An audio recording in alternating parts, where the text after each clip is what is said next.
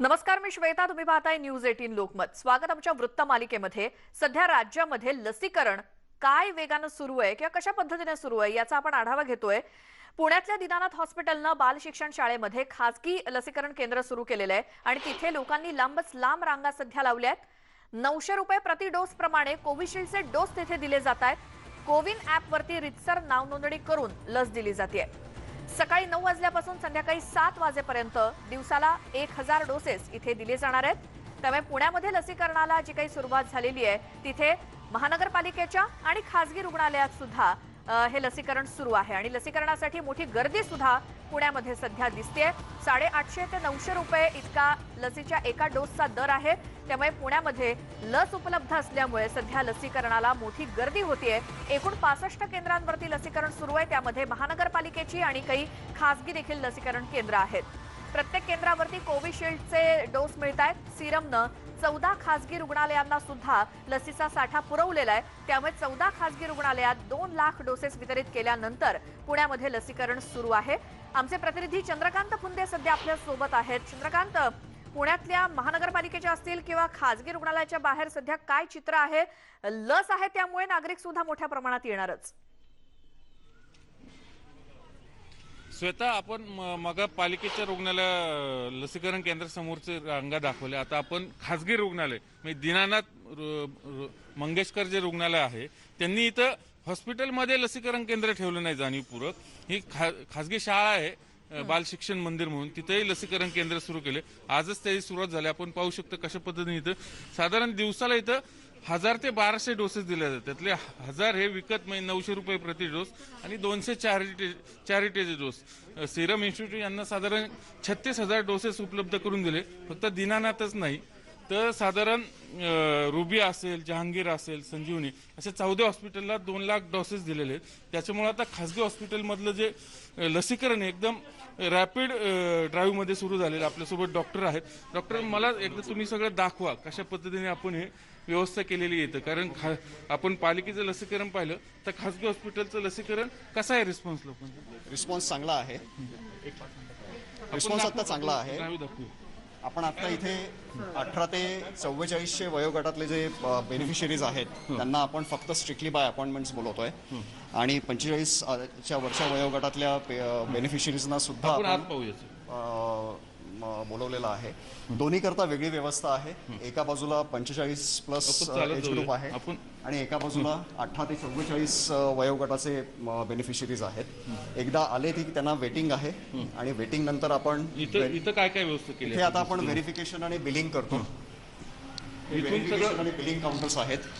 या ठिकाणी पेशंटचं आधार कार्ड बेनिफिशरीचं हे बघितलं जातं. त्याच्यानंतर लगेचच शेजारी बिलिंग होतं आणि मग नंतर बेनिफिशरीज व्हॅक्सिनेशन करता शेजारच्या खोलीमध्ये जातात. आता आपण शेजारी जिथं प्रॉपर व्हॅक्सिनेशन सुरू आहे तिथं आपण आपल्याला सर नेऊन दाखवते. हे पाहू शकतो लांगा म्हणजे प्रत्येकाच्या हातात आधार कार्ड आहे, बिलिंग पावती आहे, रिसिप्ट. म्हणजे जे ज्येष्ठ नागरिक आहेत स्पेशल त्यांच्यासाठी स्पेशल व्हीलचेअरची व्यवस्था इथं केलेली आहे. आपण पाहू शकतो कशा पद्धतीने सगळी व्यवस्था आहे. दीनानाथ एक नावाजलेलं हॉस्पिटल आहे पुण्यातलं, त्यामुळे त्यांची व्यवस्था त्याच पद्धतीने सुरू. मला सांगा सर इथं काय काय कसं आता या ठिकाणी आल्यानंतर बेनिफिशरीजना इथे ॲक्च्युली व्हॅक्सिनेशन केलं जातं. त्यांचं टोकन घेतलं जातं. त्यांना आपण व्हॅक्सिनेशन दिलेलं आहे याचं इथे कन्फर्मेशन होतं, नोंद होते इकडे. आणि या व्हॅक्सिनेशनच्या खोलीनंतर मग आपण कन्फर्मेशन करता शेजारच्या खोलीमध्ये परत बेनिफिशरीज जातात आणि तिथे त्यांना आपण सर्टिफिकेट प्रिंट करून पण देतो. लस घेतली का तू? घेतली. काय कसं आहे अनुभव? अगदी उत्तम आहे. फार सुंदर व्यवस्था आहे. मला थँक्स द्यायचेच होते, ते तुमच्या माध्यमातून देते. यापूर्वी तुम्ही पालिकेत प्रयत्न केला होता लसीसाठी? नाही, घरातनं मुलगा काही प्रयत्न करत होता पण यश येत नव्हतं. आज काल काहीतरी संध्याकाळी ट्राय केला आणि लगेच नंबर लागला दीनानाथला. तिकडून इकडे आलो होता सकाळी. मग ज्यांची ऐपत आहे त्यांनी लस खासगीतनं विकत घ्यायला काहीच हरकत नाही. त्यांनी खाजगीतनं विकतच घ्यायला पाहिजे, फुकट घ्यायची नाही. जे अगदी गोरगरीब आहेत, ज्यांच्या ऐपत नाही, त्यांनाच फक्त फुकट मिळायची सोय हवी. ऐपत आहे त्यांनी पैसे खर्च करायलाच हवे. म्हणजे आपण पाहिलं किती बोलकी प्रतिक्रिया पुणेकरांची. पुणेकर यासाठीच ओळखले जातात, आम्हाला फुकट लस नको आहे. जे गोरगरीब आहे त्यांना तुम्ही द्या. म्हणजे ही खूप चांगली. मला सांगा सर, कसा आहे रिस्पॉन्स म्हणजे लोकांचा रिस्पॉन्स खूप छान आहे. पुढच्या 3 दिवसांचे आमचे स्लॉट्स आता बुकड आहेत. हळूहळू आम्ही आणखीन स्लॉट्स पण अधिक स्लॉट्स रिलीज करायचा प्रयत्न करू. मुबलक प्रमाणामध्ये लस आता उपलब्ध आहे, त्यामुळे अशी आमची विनंती आहे की लोकांनी घाई करू नये, गर्दी करू नये आणि शक्यतो अपॉइंटमेंट घेऊन लसीकरणाकरता यावं. आता फक्त कोविशिल्डच आहे की कोवॅक्सिन पण मागे पुढे उपलब्ध होऊ शकतो? आता आपल्याकडे कोविशिल्डच लस उपलब्ध आहे. त्यामुळे आता ह्या 3 दिवसात आणि ह्याच्या पुढे सुद्धा आपण सध्या तरी कोविशिल्डच लस उपलब्ध करतोय. मी लस कमी पडणार नाही याची खात्री दिली सिरमने आपल्याला. लस कमी पडणार नाही याची खात्री आपण देऊ. आता तरी ह्या आठवड्यामध्ये आपण योग्य तेवढा साठा आहे. सध्या आपल्याकडे किती साठा आहे? सध्या आपल्याकडे 36,000 डोसेस आहेत या आठवड्यासाठी. या आठवड्यात सो त्याच्या पुढे जसं जसं मिळतील तसं तसं आपण मागवत राहू. म्हणजे समजा गर्दी वाढली, आता आपला टायमिंग साधारण 9 ते 7 आहे, तर समजा गर्दी वाढली तर मग भविष्यात कधी 24 तास केंद्र सुरू करण्याची नाही, वेळ पडली? आता तरी तसं आपण काही प्लॅन करत नाही आहोत. सध्या आपण 9 ते 7 या कालावधीतच लसीकरण राबवतो. आता आपण काही चॅरिटी पण आपण देतोय, नेमकं काय गणित आहे तुझं? आता जरी हे खाजगी लसीकरण केंद्र असेल आणि जरी इथे आपण आता 900 रुपयांना लस बाकीच्या लोकांना देत असलो, तरी समाजातील असा घटक आहे की त्यांना 900 रुपये सुद्धा अधिक आहेत. रुग्णालयाला ही लस 630 रुपयाला मिळालेली आहे. त्याच्यावरती ॲडमिनिस्ट्रेटिव्ह कॉस्ट थोडेसे कन्सिडर करून ते 900 रुपये असं ठरवण्यात आलं होतं. पण त्याचा असा अर्थ नाही आहे की आम्ही देणारच नाही. तर दीनानाथ मंगेशकर रुग्णालयातर्फे एक श्री मंगेश व्हॅक्सिन फंड म्हणून सुरू करण्यात आलेला आहे. त्याच्यामध्ये रुग्णालयाने, रोटरी क्लबनी, वेगवेगळ्या कंपन्यांच्या CSRनी फंड्स जमा केलेले आहेत, डॉक्टरांनी पण जमा केलेले आहेत. आणि समाजातील जो असा घटक आहे जी ज्यांना 900 रुपये पण देणं अवघड आहे, त्यांच्याकरता आमचे चॅरिटीचे एक डेस्क इथे आहे. त्यांना ते भेटले तर त्यांना आपण साधारण दिवसाला निकष काय आहेत साधारण? निकष त्यांचे एक ठरलेले प्रश्न आहेत. कुठल्याही कागदपत्रांची पडताळणी केली जाणार नाही, त्यांना कुठलाही पुरावा मागण्यात येणार नाही. फक्त एक बेसिक प्रश्न आहे की तुमचा व्यवसाय काय, तुम्ही काय करता, साधारण मासिक फॅमिलीचं उत्पन्न किती आहे. आणि असं जर त्यांना वाटलं की नाही हे खरंच हे लाभार्थी हे झाले तर त्यांना फायदा होईल, अशा लोकांकरता ते फुकट आपण वॅक्सिनेशनची पण सोय केलेली आहे. हे जवळजवळ असे 200 आपण दिवसाला फ्री वॅक्सिनेशन्स करणार आहोत. म्हणजे 2000 जर झाले तर 200 तर कमीत कमी आम्ही फ्री करणार आहोत. अरे वा, चांगली गोष्ट आहे. म्हणजे हे दीनानाथचं सगळं मॅनेजमेंट आहे. आता ह्या जे आपण पाहू शकतो लसीकरणाला चाललेले आहेत. आधी लस आपण पहिल्यांदा त्यांना लस घेत आहेत. ते पहिल्यांदा लस घेऊन देऊ, नंतर आपण त्यांची प्रतिक्रिया घेऊया. बिलकुल चंद्रकांत, आपल्याला या सगळ्यांच्या प्रतिक्रिया जाणून घ्यायच्या आहेतच. मात्र तुर्तास तरी एक पुणेकरांसाठी दिलासा म्हणावा, कारण महानगरपालिकेच्या आणि खासगी या लसीकरण केंद्रामध्ये पैसे देऊन का होईना लस उपलब्ध आहे, त्यामुळे लसीकरण सुरळीत सुरू आहे. धन्यवाद तुम्ही दिलेल्या माहितीसाठी. आता पुण्यानंतर आपण नागपूरकडे वळूयात. नागपूरमध्ये कोरोनाची साखळी तोडण्यासाठी आता पालिकेकडून अधिक उपाययोजना करण्यात येत आहेत. आजपासून नागपुरात लसीकरण आपल्या परिसरात ही मोहीम राबवण्याचा निर्णय घेण्यात आलाय आणि या मोहिमेमध्ये 45 वर्षांवरील नागरिकांना कोविशिल्डचा पहिला आणि दुसरा डोस देण्यात येतोय. महानगरपालिकेच्या सर्वच केंद्रांवरती हे लसीकरण करण्यात येत आहे. जास्तीत जास्त नागरिकांचं लसीकरण करण्यात यावं असा या अभिनव मोहिमेचा उद्देश आहे. तसंच आठवड्यातील प्रत्येक दिवशी झोनमध्ये वेगवेगळ्या ठिकाणी जाऊन लसीकरण करण्यात येईल आणि प्रत्येक केंद्राच्या परिसरामध्ये ही मोहीम राबवण्याची योजना आहे. त्यामुळे नागरिकांनी याचा लाभ घ्यावा असं आवाहन देखील करण्यात आलंय. नागपुरातून आमचे प्रतिनिधी तुषार कोहळे सध्या आपल्या सोबत आहेत. तुषार, लसीकरण आपल्या परिसरात ही मोहीम कशी राबवली जाते, कसा प्रतिसाद मिळतोय? जर का बघायचं झालं तर ही मोहीम आजपासून सुरू होणार आहे, पण अजून झालेली नाही आहे. आम्ही एका लसीकरण केंद्रावर जिथे ही मोहीम राबवली जाणार होती तिथे गेलो होतो. तिथे फक्त तयारी सुरू होती. त्यामुळे आम्ही नागपूर महानगरपालिकेच्या दुसऱ्या लसीकरण केंद्रावर आलेलो आहे. इंदिरा गांधी रुग्णालयाचं हे लसीकरण केंद्र आहे ना. नागपूरची जर का लसीकरण केंद्रावरची जर तुम्ही चित्र बघितलं किंवा दृश्य बघितलं तर विचित्र आहे. म्हणजे तुम्ही या लसीकरण केंद्रावर जर का बघितलं ना तर लसीकरण करायला सकाळपासून फक्त 11 लोक आलेले आहे. सध्या या हॉलमध्ये फक्त खाली खुर्च्या आहे आणि कर्मचारी आहे, या व्यतिरिक्त कोणी नाही. म्हणजे एकीकडे ज्या 18 ते 45 वयोगटासाठी लसीकरण पाहिजे, पण ती लसीकरणाची मोहीम बंद करण्यात आलेली आहे आणि 45 वरच्या नागरिकांसाठी लसीकरण सुरू आहे. मात्र ते लसीकरण घेण्यासाठी लाभार्थी नाही, कारण की आतापर्यंत साधारण या वयोगटातल्या बऱ्यापैकी लोकांचा पहिला डोस झालेला आहे. म्हणून तुम्ही जर का ह्या हॉलवर नजर टाकली ना तर तुम्हाला या दृश्यामध्ये जे काही दिसत आहे हे फक्त पालिकेचे कर्मचारी आणि अधिकारी आहे आणि खाली खुर्च्या आहे. यावरनं आपल्याला आपल्याला लक्षात येतं की पालिकेचं कसं मिसमॅनेजमेंट झालेलं आहे. म्हणजे काल रविवारला जर का नागपूर शहरामध्ये तुम्ही पूर्ण शहराचा विचार करायचा झाला तर फक्त 1500 लोकांचं लसीकरण झालं, ज्यांचा कोविडशिल्डचा पहिला डोस होता. आणि नागपूर शहरामध्ये बहुतांश ठिकाणी म्हणजे 96 केंद्रापैकी 93 केंद्रावर हे कोविडशील्ड दिलं जातं. त्यामुळे बऱ्याच लोकांचा जो दुसरा डोस आहे तर त्याला बरेच दिवस आहे, कारण की तारीख वाढवल्यामुळे तो 84 दिवसाच्या नंतर गेलेला आहे. आणि पहिला डोस घ्यायला सध्या तरी जास्त बहुतांश लाभार्थी ज्यांचा झालेला आहे म्हणजे ते लाभार्थी मिळत नाही. त्यामुळे अशा खाली खुर्च्या नागपूरच्या वेगवेगळ्या लसीकरण केंद्रावर पाहायला मिळत आहे. तर मिसमॅनेजमेंटचाच हा प्रकार म्हणावा लागेल. आपल्यासोबत पालिकेचे जनसंपर्क अधिकारी आहेत, त्यांना विचारूया. मला एक सांगा की आज सकाळपासून फक्त 11 लोकांचं लसीकरण झालेलं आहे, सगळ्या खुर्च्या खाली आहे, लोक येताना दिसत नाही, काय कारण आहे याचं? कारण असं आहे सर, लोक येतात परंतु आपल्याकडे FLW आणि SCW ह्याचा पहिला डोस 45च्या खालचा सुरू नाही, म्हणून ते लोक वापस जातात, म्हणून तुम्हाला दिसत नाही. सकाळपासूनची जी गर्दी होती ती वापस गेली. आणि 11 लोकांचं जे लसीकरण झालं ते 45 वर्षाच्या वरती लोकांचं झालं आणि सेकंड डोस जो आहे तो 84 वर्षाच्या वर 84 डेजच्या वरती. तर 84 डेज झालेले असे थोडेसे कमी लोक आहेत की कोणाचं 86 झालं आहे, कोणाचं 85, तसे लोक येतात. त्याच्यामुळे तुम्हाला लोकांची गर्दी कमी दिसत आहे. मला एक सांगा की आता नागपूर शहरामध्ये 13 लाख असे लोक आहेत जे 18 ते 45 वयोगटामध्ये येतात. या लोकांचं म्हणजे ज्या लोकांचं 45 वयाच्या वरच्या लोकांचं लसीकरण पहिला डोस झाला आहे त्यांना वेळ आहे, तर या लोकांना का सुरू करत नाही दुसऱ्या टप्प्यातल्या वयोगटाचं? नाही, प्रशासन त्याचा विचार करत आहे सर, आणि सुरू पण होतं मध्ये. आता काही कारणास्तव सुरू केलं नाही हा वेगळा पार्ट आहे, पण सुरू होणार, नक्की सुरू होणार आहे. सध्या लसीच्या साठ्याची काय स्थिती आहे तुमच्याकडे? नाही, आमच्याकडे तर आहे सर लस. नागपूरचं एक विचित्र चित्र आहे. म्हणजे या खाली खुर्च्यावरनं लक्षात येतं की किती मिसमॅनेजमेंट नागपूरमध्ये पाहायला मिळत आहे. ज्या लोकांना लस पाहिजे आहे त्या लोकांचं लसीकरण बंद आहे, ज्या लोकांना लस घ्यायचं आहे पण त्यांना दुसरा डोस घ्यायचा आहे त्यांची तारीख यायची आहे. त्यामुळे बहुतांश लसीकरण केंद्रावर अशा खाली खुर्च्या पाहायला मिळतात.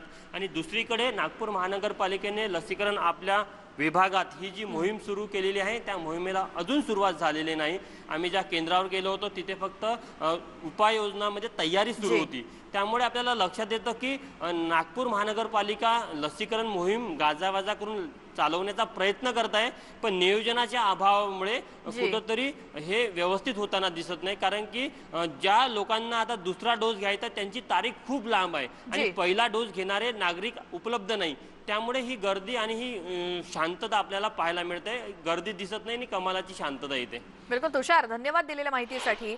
पुणे आणि नागपुरातली दोन वेगळी दृश्य आपल्याला इथे दिसली. पुण्यामध्ये भल्या मोठ्या रांगा लागल्यात, तर नागपूरमध्ये केंद्र आहे तयार, तिथे लसीचे डोसेस आहेत, मात्र नागरिकांची ज्यांनी पहिला डोस घेतलाय त्यांच्या दुसऱ्या डोसची तारीख अजून यायची, अशी ही सगळी परिस्थिती. नागपूरनंतर अमरावतीत जाऊयात. तिथे आज कोविशिल्डचे 17,050 डोसेस प्राप्त झाले. त्यामुळे आजपासून जिल्ह्यातील 100 लसीकरण केंद्रांवरती लसीकरण सुरू आहे. यामध्ये शहरातील 17 केंद्रांवर लसीकरण होणार आहे. जिल्ह्यामध्ये आतापर्यंत 3,97,986 नागरिकांचं लसीकरण करण्यात आलंय.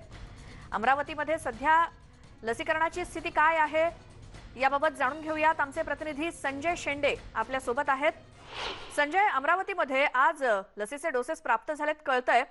किती ते डोसेस आहेत, केंद्र किती आहेत, लस घेणारे नागरिक किती आहेत, काय सध्याचं चित्र?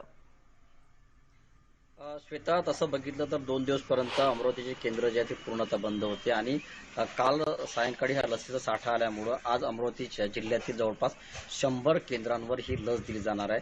अमरावती जिल्ह्यात जवळपास 17,050 जे कोविशिल्डचे डोस आलेले आहे, कोवॅक्सिनचा एकही डोस आलेला नाही आहे.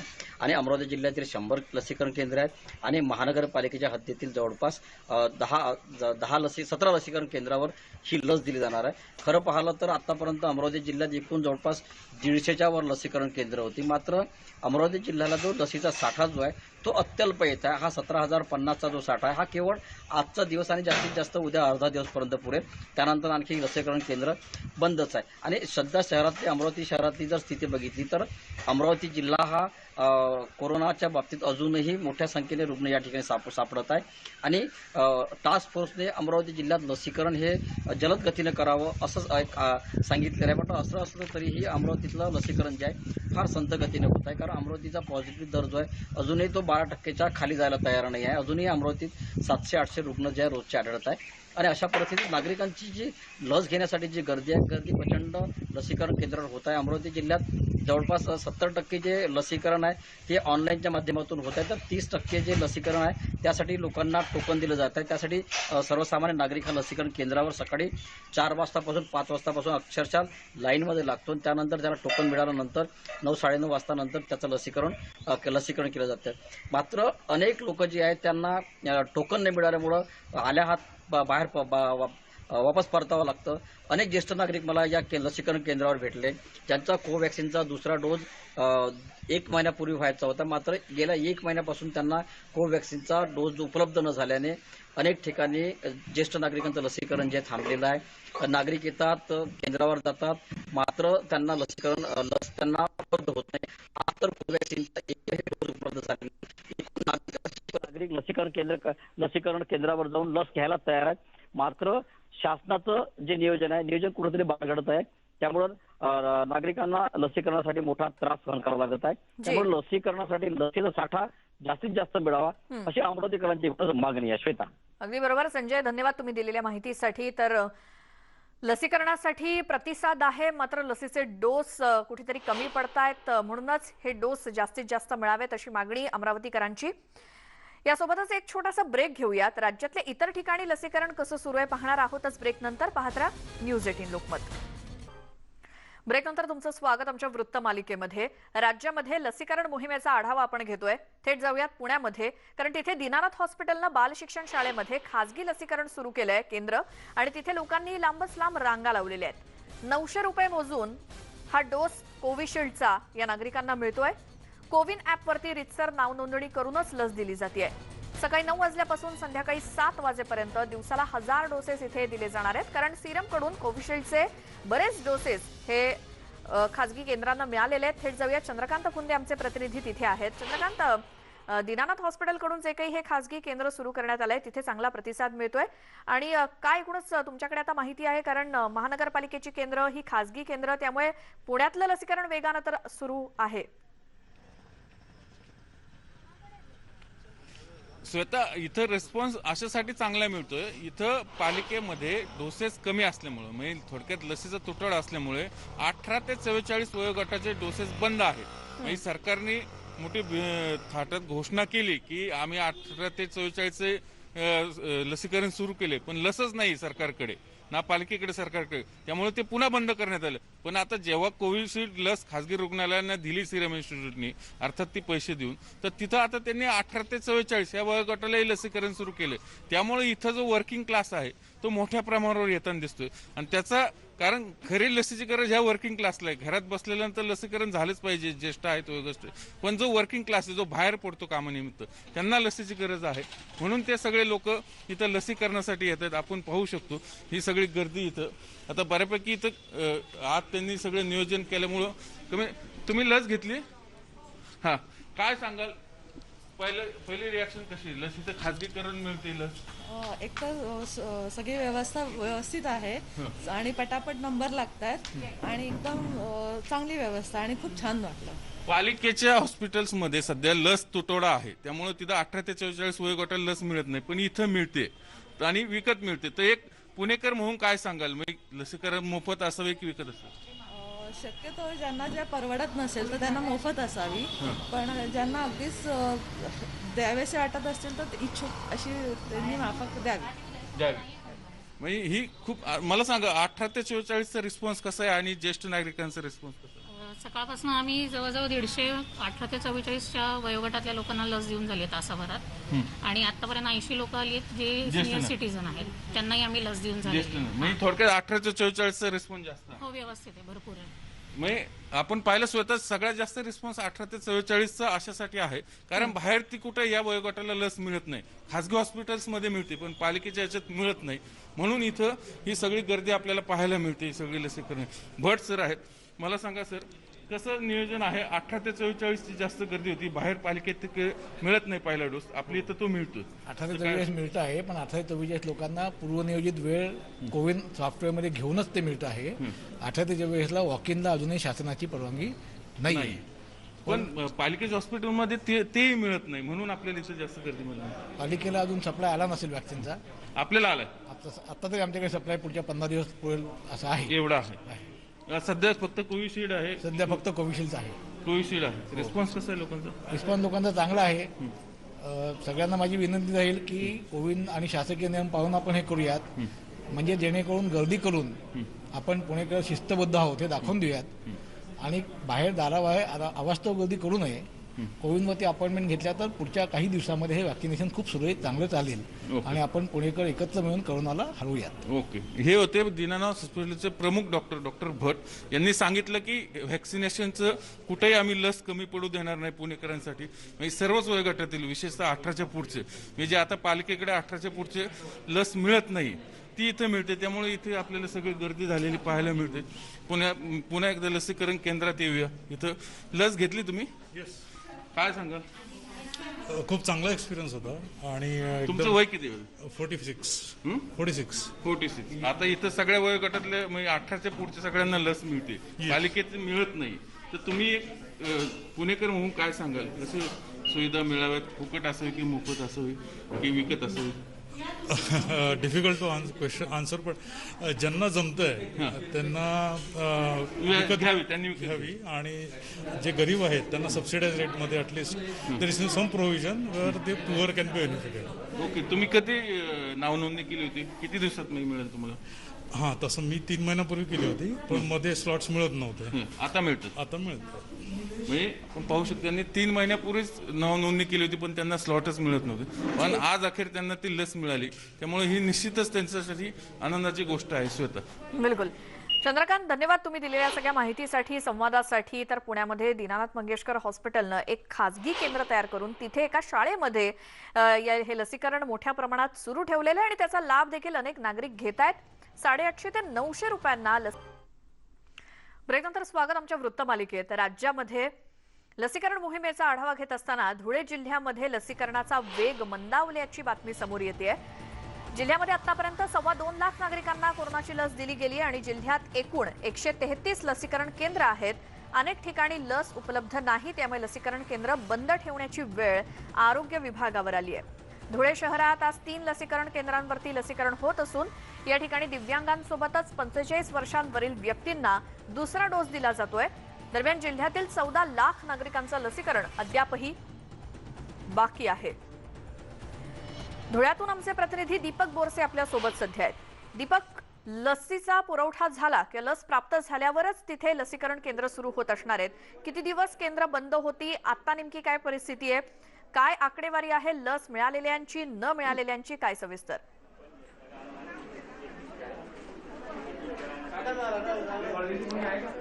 निश्चितच श्वेता, आपण जर पाहिलं तर धुळे जिल्ह्यामध्ये सध्या स्थितीमध्ये कोरोनाची जी आकडेवारी ती कमी व्हायला लागली.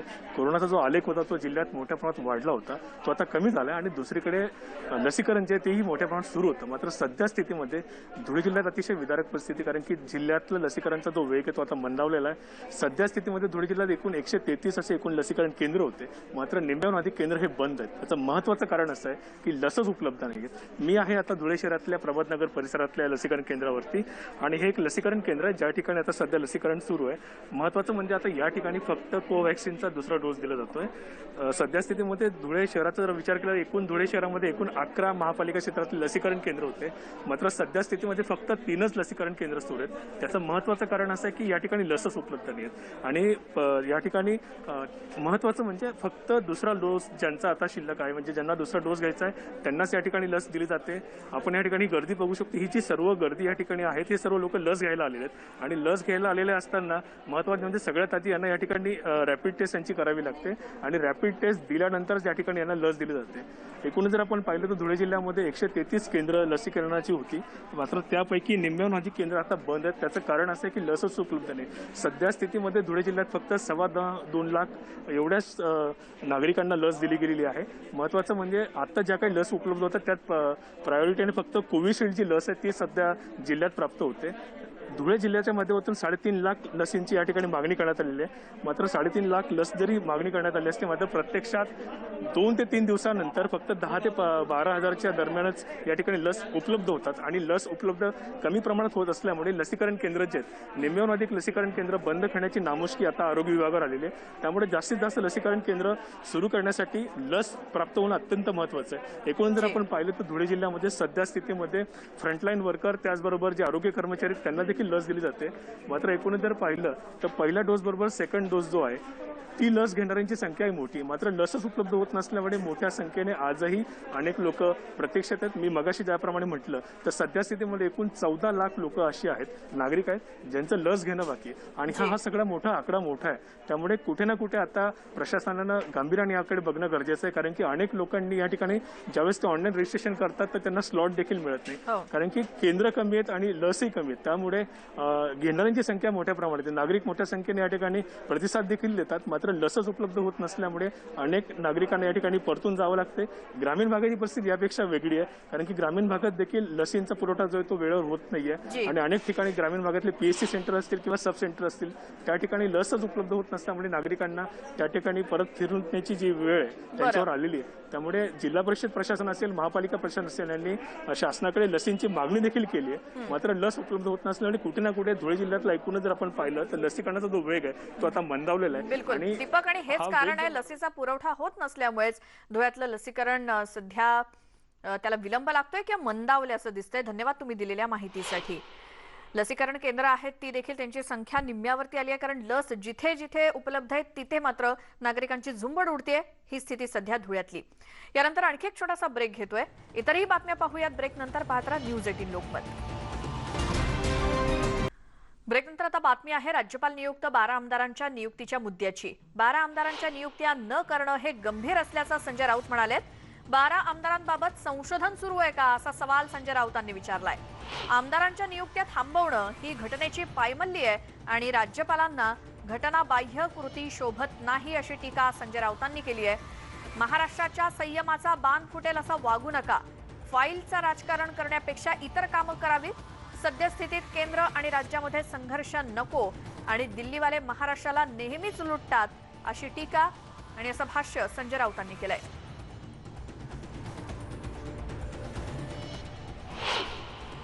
आता कुठला एवढ्या 12 आमदारांसंदर्भात संशोधन सुरू आहे? कोणाला PhD करायची आहे का त्याच्यावर, तर तीही करून घ्या. पण 12 आमदारांचं सदस्यत्व रोखून ठेवणं अशा प्रकारे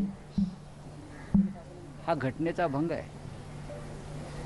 जर कोणी म्हणत असतील वकील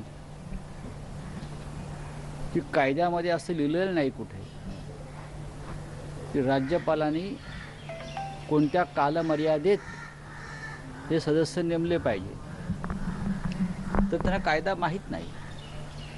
याचा अर्थ असाही नाही की विधान परिषदेमध्ये 12 सदस्य तहयात नेमायचेच नाही.